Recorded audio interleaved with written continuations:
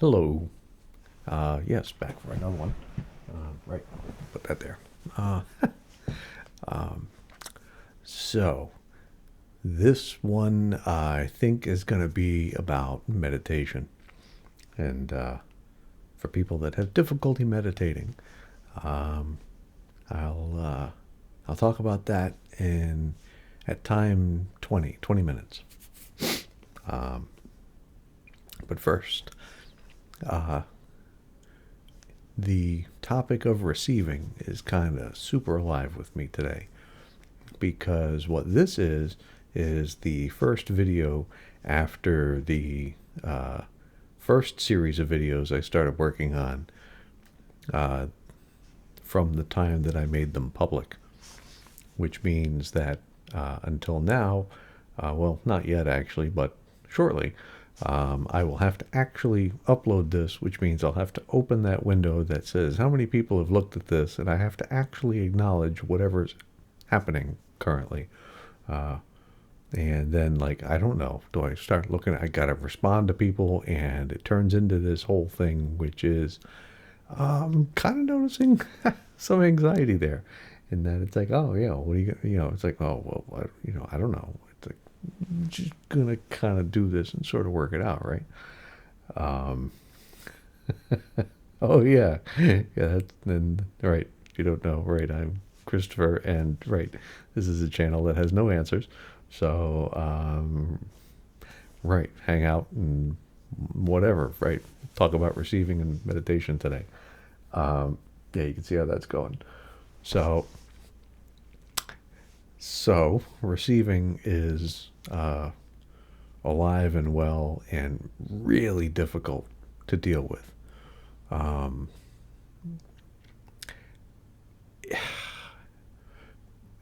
it's parts for me that I was even so bad where it's like multiplayer video games or something. When I used to play that kind of stuff, I wouldn't play them. I loved single player games growing up, kind of thing. It's like, oh, okay, great, because I don't know, you take your time, you do whatever. And it's weird because I think a lot of, well, I don't know if it's weird, but I mean it feels like it should be normal to just, well, yeah, everybody loves playing it, you should love it. It's like, yeah, no, no, that was always a problem. And what's interesting, I guess, about receiving to me is how, at least my experience of it, is this transactional sort of thing of like, well, that, whatever it is, squirrel ball 69 kind of thing, is running around, and clearly, if they help, or are they a problem, or are they going to kill me? And that's all, and that's kind of the point of just such an absurd thing. Who knows? Run by, any, who knows what age, person, whatever, the whole thing. It's like, and why do they suddenly demand attention? They're not asking for it. They're doing whatever they want. The rest of that, but there's suddenly such great uncertainty around, just like, who could that be? And if they help, how long do I have to help them back? And all these stories that are just like, oh my God, I mean, chill out, right? Um, and yet, that's, I don't know, for a really long time through my life, kind of the idea of maintaining a zero balance, if you will, on of goodwill. Of like, well, if you've helped me, then let me make sure that, I've done enough nice things so that, I can at least define myself as good person, kind of thing, which felt just awful, by the way. I mean, it's one of those, I don't know, I feel like it's kind of taught in religion too, or at least that's kind of what I heard growing up, kind of thing, was like, you need to be nice to, you need to do good things for others, always for others, always for others. What about the kindness for yourself? It's not something I've heard all that much, you know. Or if it was there, I didn't really identify with it, but to me, it felt more like it was absent. Um, you know, right, but that aspect of, um, of no one even has to say anything, but at what point did conditioning take over, or under what circumstances did it create this idea that life was transactional kind of thing? And there's lots of negative ways that shows up in a variety of circumstances. But which also then calls into question, or I don't know about calls into question, but certainly calls to attention all the ways we actually look at people, objects, circumstances. Oh my God, what's wrong with my nose? That's how it's going. And essentially, really, the story we tell ourselves, to the effect of, um, I deserve to be treated by, I deserve people to understand me in this way, or I owe someone because I'm not the I'm not the main character in my own life. And that took me a really long time before I was even aware of that, actually. I'd like to be able to say I figured it out, but I didn't actually. It was a friend kind of said, brought that up. You're the main character of your own life. It's like, no, I'm the butler. You know? What are you talking about? There's no main character in this life. And that was actually a pretty significant moment, at least even realizing that that existed. So, and yeah, you could get into, I don't know, a number of books, or, I don't know, the books I haven't read, and Joseph Campbell, Hero's Journey and all that kind of stuff. It's like one day. But I don't know. At the moment, a lot of books sound to me like they're books of people talking about things, and I'm kind of more interested in the moment in the actual stories.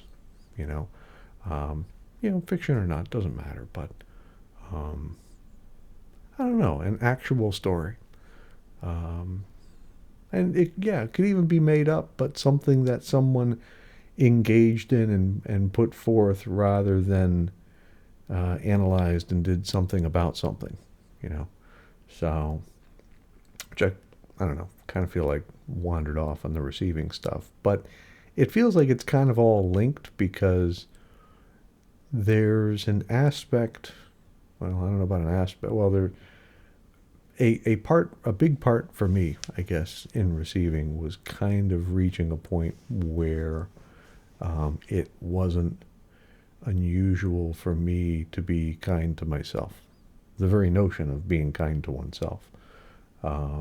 And not in a polite way necessarily, because some discussions I've had with people in the past strike me that there has been some confusion between polite and kind. Polite, to me at least, means more like etiquette. You do certain things. This is how you treat people, and that makes them feel good, and the rest of that kind of stuff. Kindness doesn't necessarily make people feel good. Kindness can be pretty cruel, actually, kind of thing. But cruelty doesn't equal kindness either, because cruelty can just simply be cruelty. But it's not that one person is intentionally being cruel, kind of thing, to themselves or to another. To me, that's when cruelty is cruelty. But if someone responds in a way that offends the other person, that can be kindness, even though it might be interpreted as like, you're being cruel to me, kind of thing. It's like, well, I'm trying to help in a way that you don't understand yet. Or maybe you do understand, and maybe I don't understand how to help. And that's where I kind of feel like open discussions in those kinds of areas can unstick log jams, so to speak, can unstick things, I think. But open discussions can be not so nice. Again, kindness. But more that it feels like if the judging and the stories are left out, and it just kind of becomes, here's what I'm seeing, here's what my experience has been, and, here's how hopefully you could avoid my mistakes by whatever, and I don't know. I think you kind of get the feel for it. But there's an aspect, for me at least, of kindness to myself where um, part of that too is the monsters kind of running around that are like, well, you know, I can't let that out. Or, some people, I don't know, some people to me feel a little too controlled, in the sense that they actually restrain their voice in a way that is calm, but it's not really calm. It feels to me it's kind of this sort of robotic calm, that at least my feeling of that is there is some kind of intense rage or crazy under the surface, and I don't know how thick the ice is and when it will break, so just stay away. um, I don't know if that's true or not, but that's how that feels to me. So yeah, I don't want it to. Um, yeah, let me see, kindness, and then yes. Oh, the monsters. Yes. Sorry, got kind of wrapped up in the right falling in the ice of right. Yes, falling in the anyway. deal, let, Dealing with right my own monsters.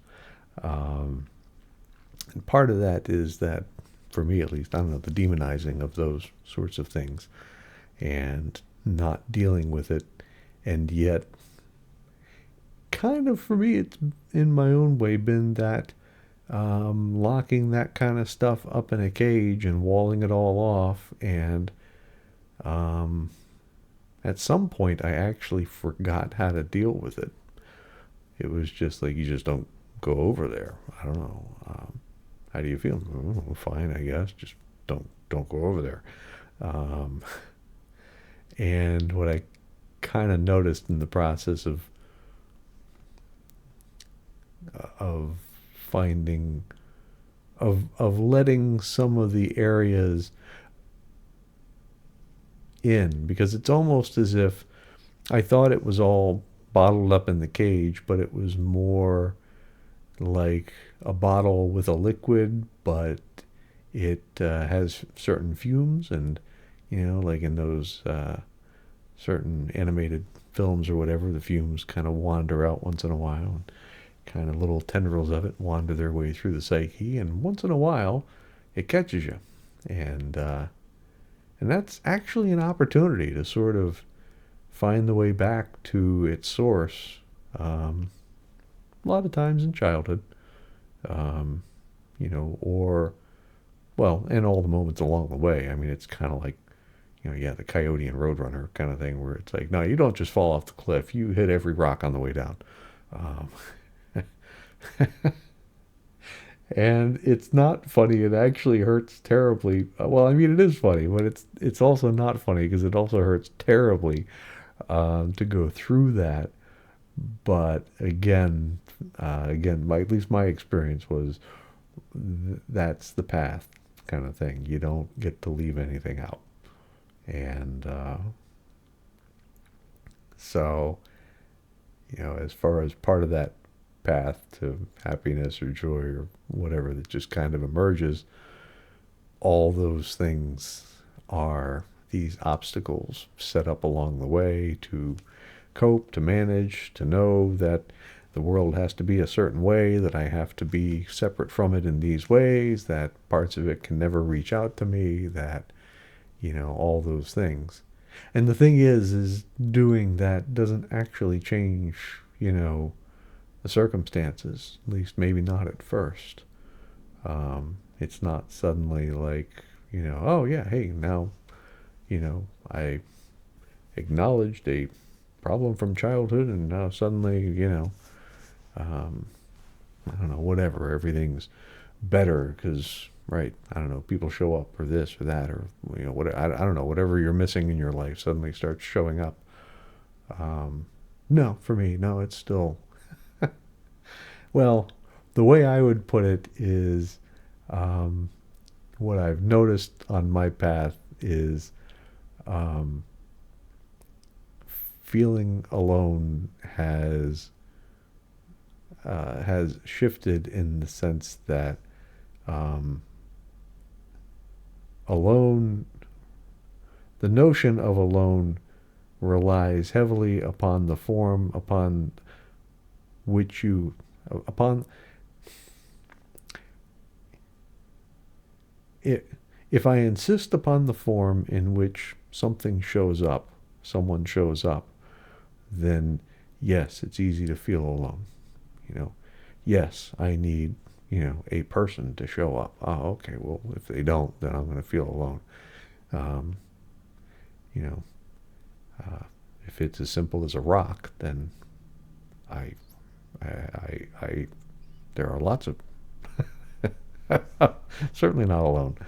Um, and there's more to it than that, but some of it kind of turns into this, again, coming back to the let me tell you the story of how it's supposed to be. Let me tell you what I know is wrong or missing or all that kind of stuff. And again, insisting upon the story, then yeah, that's full of disappointment and manufactured despair. You know, um, yeah. So kind of bringing that, I don't know, I guess back to, letting stuff in and as I see it, at least taking the family photo with the monsters, it's kind of like, oh yeah, well, then that torture of oneself kind of thing, just kind of tends to stop, because what I sort of was so afraid of is that I wouldn't be able to control what emerged, and instead what happened is it just sort of wandered off. Um, didn't want to stick around. And that's what kind of um, appeared for me, in the sense that, when you chain something up, um, whoever's holding the chain is just as bound as whoever has it around their neck. And this is where it'd be great. Yeah, if I had a tarot card, pull one out, it'd be like, the devil. See, there you go. You are not, you are free to leave the devil whenever you like, but likewise, the devil is bound to you so long as he holds the chain. So it's both sides, actually. The devil can let go at any time, as well as you can take the chain off from around your neck.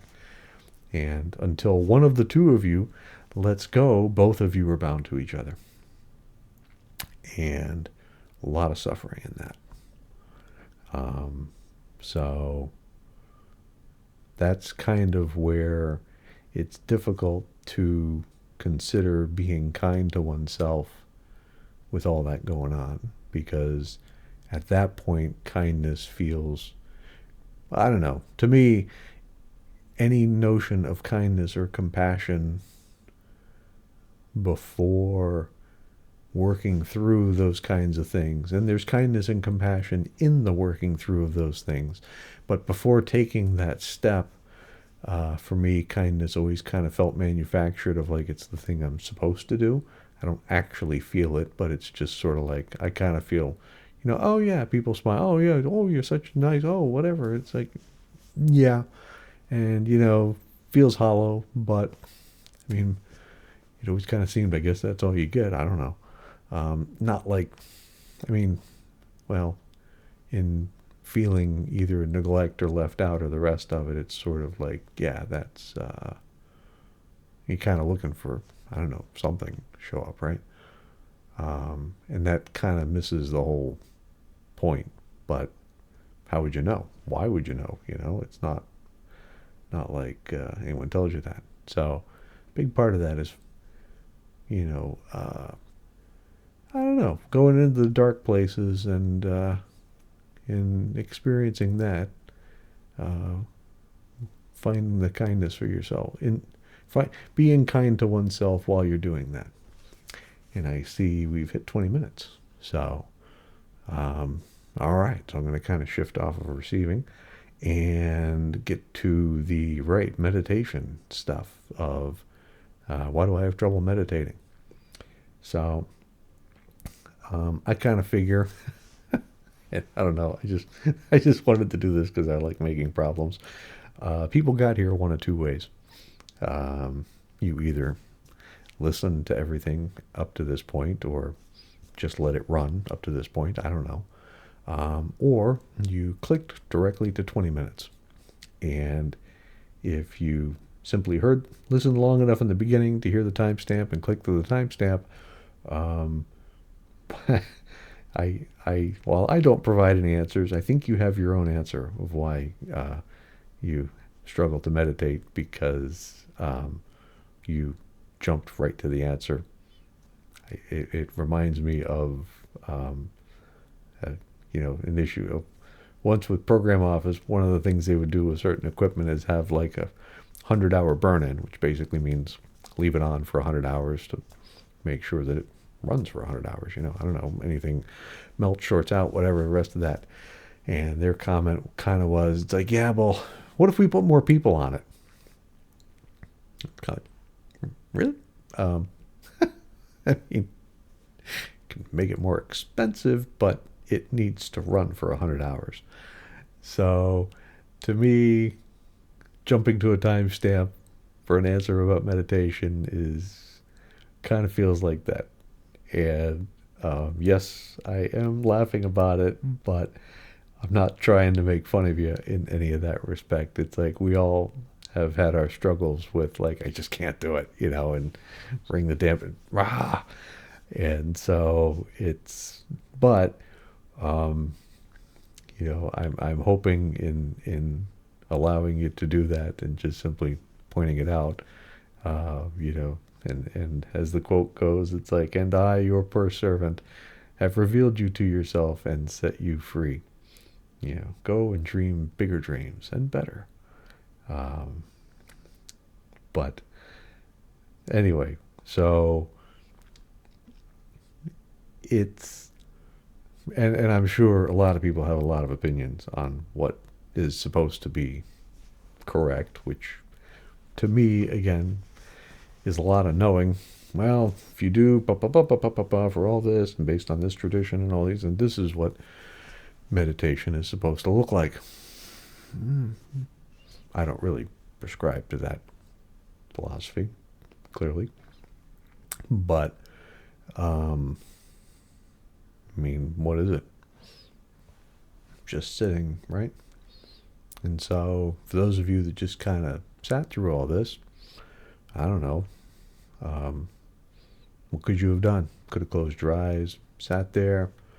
You even had someone rambling on, so even your mind didn't have to run off with the other thoughts. You had another mind doing that for your mind. It's like you could just kind of sit there and just sort of be with that. Didn't really have to do anything. What are you doing sitting there doing nothing? If I were doing nothing, I'd be doing something. So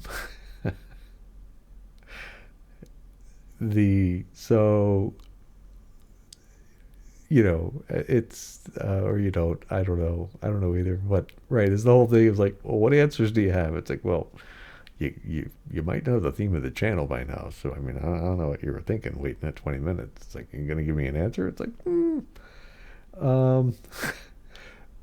I'm offering an experience kind of thing, in that to just sit and hear the sounds, to just sit and have,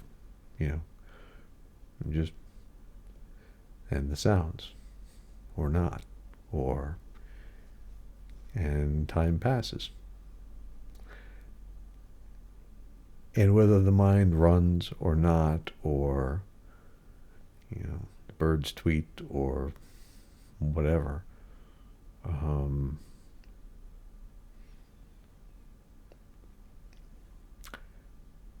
does it have to be anything? Because, I don't know, at least for me, to turn meditation into this thing that needs to happen,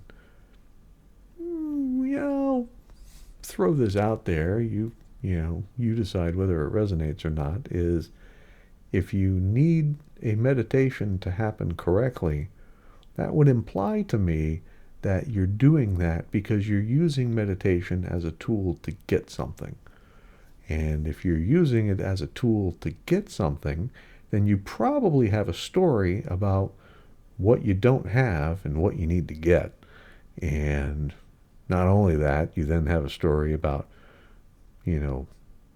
having to do it right to get there because it's clearly not here. And I don't know, at least my experience of Zen is it's already here. And that's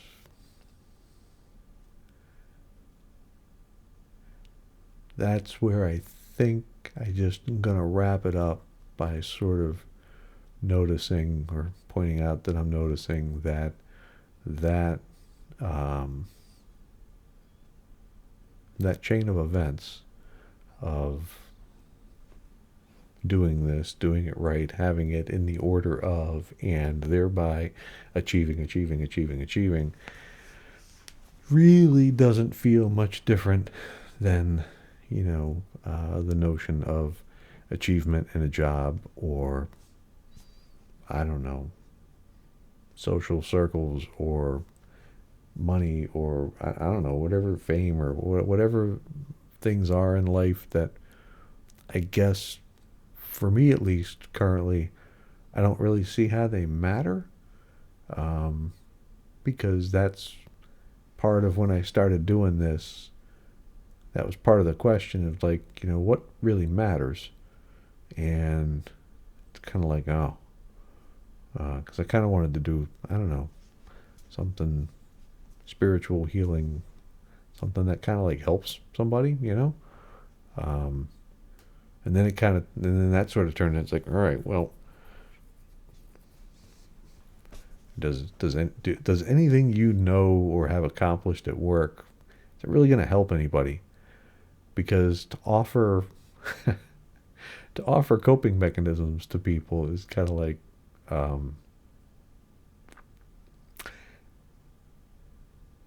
to knowingly offer coping mechanisms to people, because there's a big difference, I guess. Because I think you'd have to actually believe in them, like this. Again, do I know that? No. But it just, yeah, the phrase kind of coming to mind is, it's, you need to have your own life. It's yours.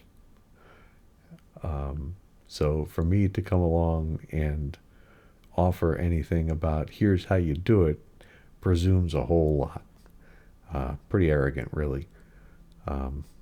Which then kind of begs the question of like, well, why say anything at all? It's like, well, because, and that kind of sent me into a real tailspin. But that's kind of how it, I don't know, this is, and I guess that's where it's kind of important and maybe sort of a weird delivery for some, in that it's easier to sit here and say you need to, because then I don't really need to show up as me. But to show up as this also kind of has a social stigma, or at least for me, I guess I kind of did growing up, in the sense that it's like, well, why do I care about you? We need to fix the whatever, which kind of feels more like a masculine energy, in that it's trying to solve and fix and analyze versus just sort of having it. What does it feel like to have it, and to not make having it wrong, So, yeah, if you want to do your traditions and do your, certain formal whatevers with meditation. That's not a problem. But for me, um, you know, I can't help but just kind of wonder, at least the way I experience it, why am I doing this? Why am I practicing? Why am I meditating? Why am I? And it's not about finding the answer and then finding a new prescription, if you will, like, well, I'm going to not do. Well, I'm still doing something, right? I'm still chasing some narrative, some story, something I know to be the case until yet that's proven, wrong. And so kind of letting go of all that, but still having it and living in that, living in that. And I don't know, then it's just kind of funny. And some dude kind of, then comes along. It's like 20 minutes. What is it? Oh. Damn it, I spent 31 minutes here for, that is shit. Yeah, it's probably that too. Um, it's, I don't know, but it's your life, it's my life. It's everyone has their own life, and I guess I'm just offering a a perspective on it that hopefully allows each individual person to resonate in their own way about that topic, right? So, yeah, I think I'll end it there. Um, yeah. Well, nonetheless. Yeah, I know. I forgot what I was going to say at the end and then mumbled about, which I'm still doing. You are more powerful than you can possibly imagine, and you are worthy of love. Good night.